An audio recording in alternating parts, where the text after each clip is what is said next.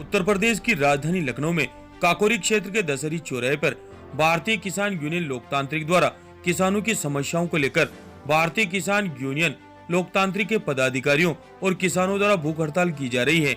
आपको बता दें कि इस भूख हड़ताल में प्रतिदिन 111 किसान और संगठन के पदाधिकारी उपस्थित रहते हैं। भूख हड़ताल के दूसरे दिन रविवार को भी किसान और संगठन के पदाधिकारियों ने भूख हड़ताल को जारी रखा। नवभारत समाचार लखनऊ उत्तर प्रदेश से प्रदुम दीक्षित की रिपोर्ट।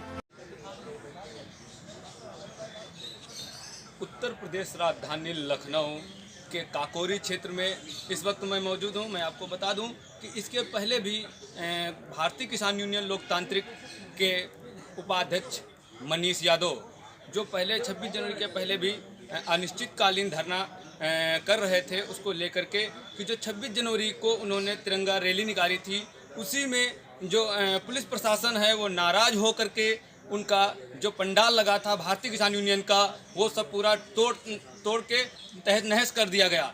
लेकिन उन्होंने अपनी हार ना मानते हुए आज कल से यहाँ पे अपने निवास पे भी उन्होंने भूख हड़ताल को लेकर के धरना रखा हुआ है। जो मैं आपको बता दूं कि आइए हमारे साथ बात करने के लिए मनीष यादव जी मौजूद हैं।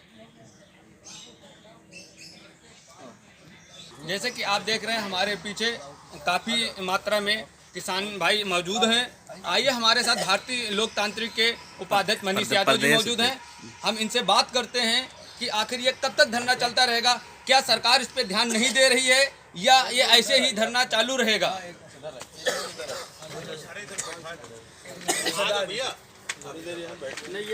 ये जो धरना चल रहा है, जैसे आपका वहाँ भी धरना चल रहा था दशहरी चौराहे पे, लेकिन वहाँ 26 जनवरी वाले दिन जब आपने जो है तिरंगा रैली निकाली थी, उसको लेकर के जो पुलिस प्रशासन ने सारा मतलब पंडाल और जो भी था वो सब तहस नहस कर दिया है। उसके बाद में आपने यहाँ पे जो है भूख हड़ताल को लेकर के बैठे हुए हैं, तो इसमें आपकी क्या मांगे हैं और क्या ये जो है मतलब ऐसे ही धरना चलता रहेगा? मांग अकेले मनीष यादव की नहीं, मांग पूरे देश के 65 करोड़ किसानों की है कि ये 3 काले कानून सरकार को, जिसने सरकार जो किसानों पर थोपने का काम किया है, उनको वापस करने का काम सरकार को करना चाहिए। इसी को लेकर आज 67वां दिन है। आप समझिए 67 दिन हो गए हैं। दिल्ली में पानी, ठंडा, बारिश, किसी भी तरीके से किसान नहीं टूटा। तब 26 जनवरी को सरकार जो केंद्र में है उसने षड्यंत्र करके किसानों को बदनाम करने का काम किया। और हमारी जो सिख कौम है जिसने लाल किले को भी आज़ाद कराने का काम किया था और देश की आज़ादी में एक बड़ा योगदान हमारे सिख भाइयों का रहा, उनको भी कहीं ना कहीं बदनाम करने का काम किया। हम समझते हैं देश के किसान इनको कभी माफ़ नहीं करेंगे और जहां से आए थे फिर ये 35-40 सालों के लिए इनको विपक्ष में बैठाने का काम करेगा। विपक्ष लायक भी सीटें इनको देश का किसान नहीं देने देगा। जो वहाँ पे दिल्ली में उपद्रव हुआ है 26 जनवरी को, उस पर आप क्या कहना चाहते हैं? कि जैसे वहाँ पे मतलब काफ़ी लोग आरोप लगा रहे हैं कि जो किसान भाई हैं उन्होंने ये सारा ये काम किया हुआ है, उसमें आपका क्या कहना है? नहीं, आप समझिए कौन आरोप लगा रहा। आरोप जो लगा रहे हैं उनकी खुद की आँख फूटी है, कहीं ना कहीं वो खुद दागी हैं।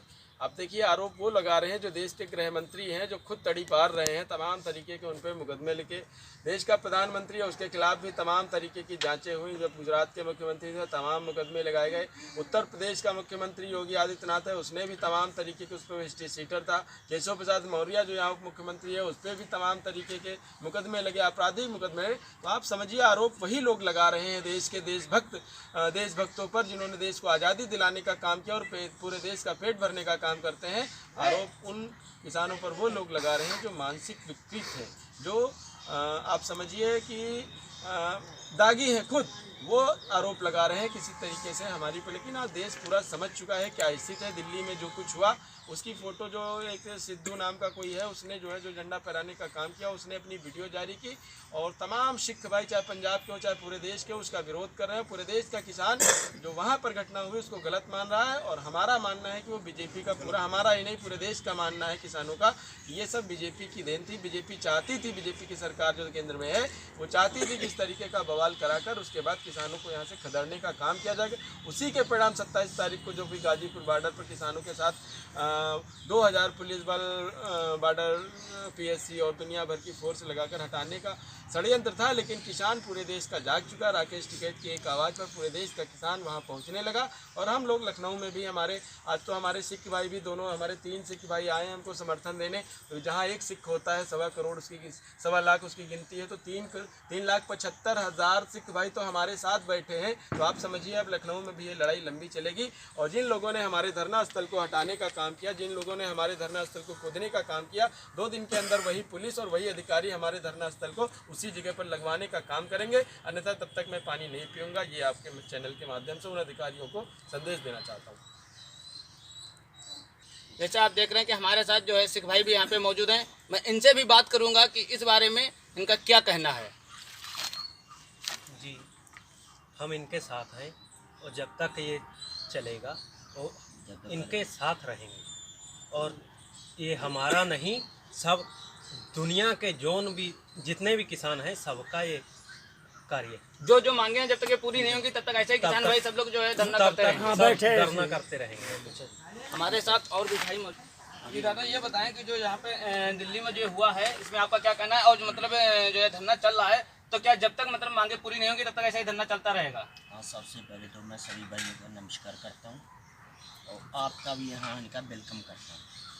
तो दूसरी बात, जो आप दिल्ली की बात कर रहे हो, वो दिल्ली में 26 तारीख को कुछ भी हुआ है, उसके लिए हमारा और हमारे किसान भाइयों का कोई उसमें हाथ नहीं है। ये सब सरकार की चालें हैं, जो भी करवाया सब सरकार ने करवाया।